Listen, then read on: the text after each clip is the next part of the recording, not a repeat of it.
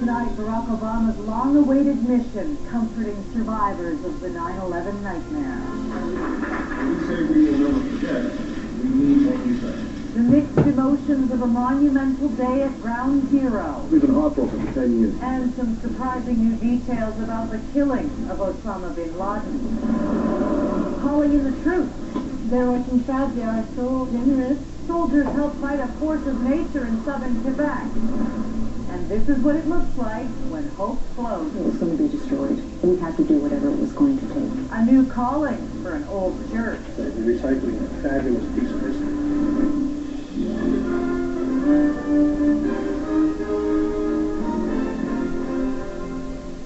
CTV National News with Lloyd Robertson. Reporting tonight, Lisa Lefland. Good evening. For the first time since the September 11 attacks, the grief at Ground Zero was tempered today by a tangible sense of relief. The change in mood arrived with Barack Obama making his first visit as president. He didn't mention Osama bin Laden by name, but victims' relatives say the death of the terrorist mastermind is the best news they've heard in nearly a decade. CTV's Paula Todd has the story tonight from New York. Barack Obama went to Engine 54 Firehouse to personally say thank you and deliver a message. When we say we will never forget, we mean what we say. This firehouse suffered the heaviest losses on September 11th. 15 men died that day. I could see that the president was clearly touched by the sacrifices and by the stories that the firefighters told him. In a city still scarred almost 10 years after the attack, Obama's visit was more than symbolic. He acted as the commander-in-chief, and I'm very proud to be an American, and he did the right thing. It represents something that we've been waiting for 10 years. To me, it's very important. Under a bright, sunny sky, Obama laid a wreath of red, white, and blue flowers to honor the more than 3,000 people who died. The president prayed silently in front of the survivor tree, a pear tree that somehow kept growing after being pulled from the smoldering wreckage of the World Trade Center. Obama did not make any public comments, but spoke privately with 9/11 families. It was just a very amazing moment in our life. He was awesome. We've been heartbroken for 10 years. This is the first bit of good news that we got, that the murderer was brought to justice. The solemn scene at Ground Zero was a sharp contrast to Monday night, when New Yorkers spontaneously celebrated the death of Osama bin Laden. New York Senator Chuck Schumer says it's given the nation a boost in the war on terror. We now know we're going to win it. So we feel good about all of that, but there's a hole in New York's heart. Obama left New York as he arrived to cheering crowds. Obama's visit was more than a public relations victory.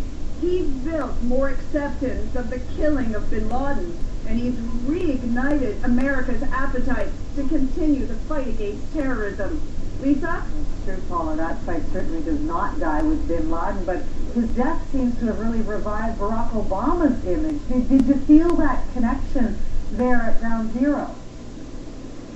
Absolutely. The crowds erupted. They went wild when he finally came out of the ceremony. There were shouts of 3 cheers and thank you. He has been criticized today, though, for not showing enough emotion. But the survivors, the relatives of the victims of 9/11, he met with them privately, and they said he hugged them warmly, and they believe that they saw his heart. So it's a fine line to walk, Lisa, between crass politicking and caring, but he seems to have finessed it. An important day. Thank you, Paula Todd from Ground Zero. Tonight, well, tomorrow, the U.S. president will meet with some of the Navy SEALs who helped bring bin Laden down. Tonight, we have fascinating new details about what really happened during that raid, but it's a story that just keeps changing. With CTV's Washington Bureau Chief Paul Workman with what we know now. The White House version of what happened in bin Laden's secret hideout went like this.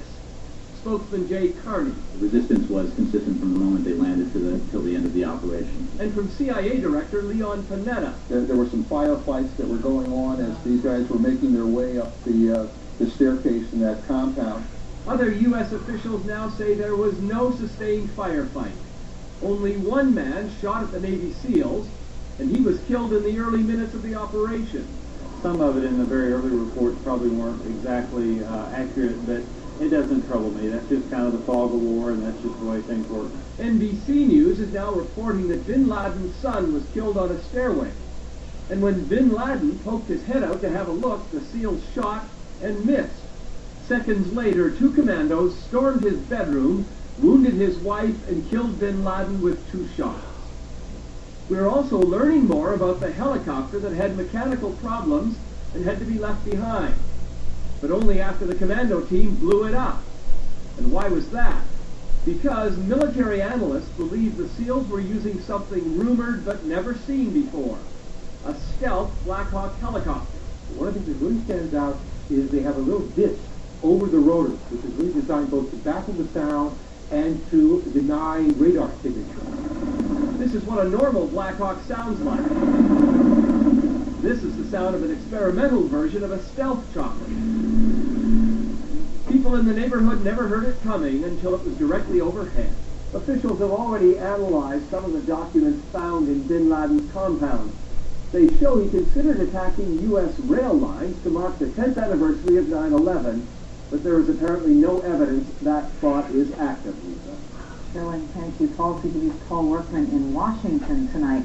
Well, an alleged Al-Qaeda operative was arrested today, along with 2 others, in the terror attack last week in Morocco that killed 16 people, including 1 Canadian.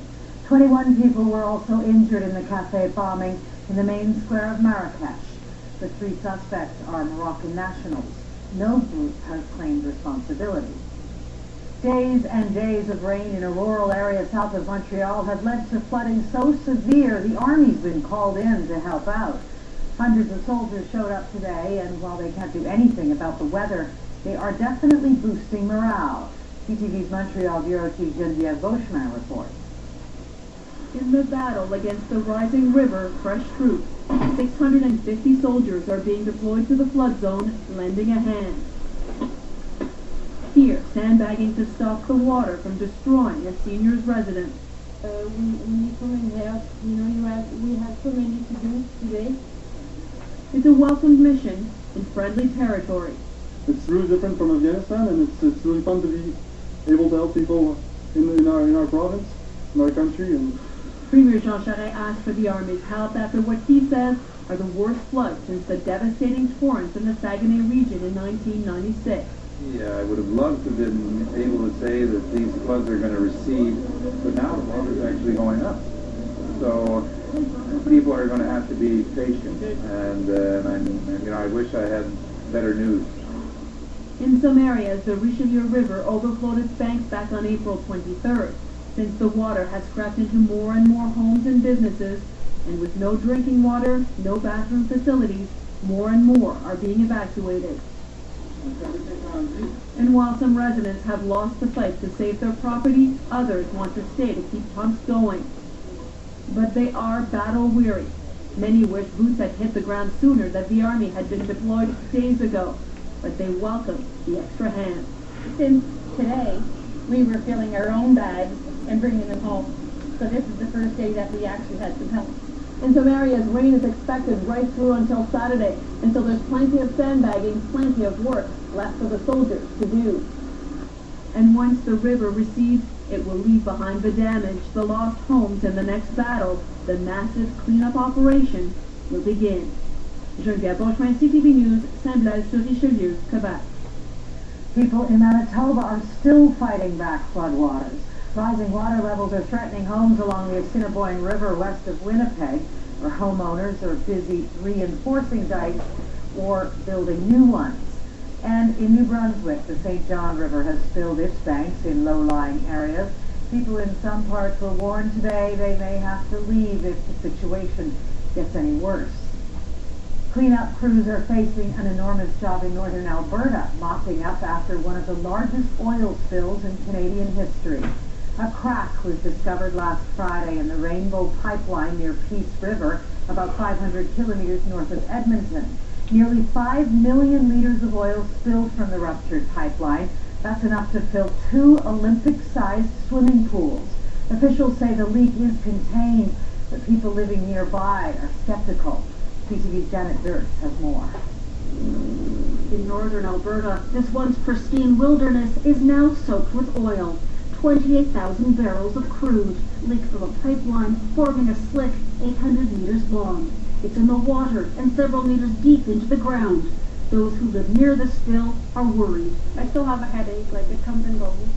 In Little Buffalo, 12 kilometers from the leak, the local school remains closed after reports children were sick, nauseous, disoriented. Veronica Okamo says her 6-year-old has been asking questions. Asked me why his legs were hurting, and he asked me if it's because of the oil. The company, Plains Midstream Canada, concedes there is an odor, but insists it cannot find evidence that it's making people ill. The monitors at the site have detected no hydrocarbon levels above Alberta ambient air quality guidelines. First Nations leaders are not so convinced. Ground's still frozen, I think the effects of it, we won't see probably till after the cleanup and beyond.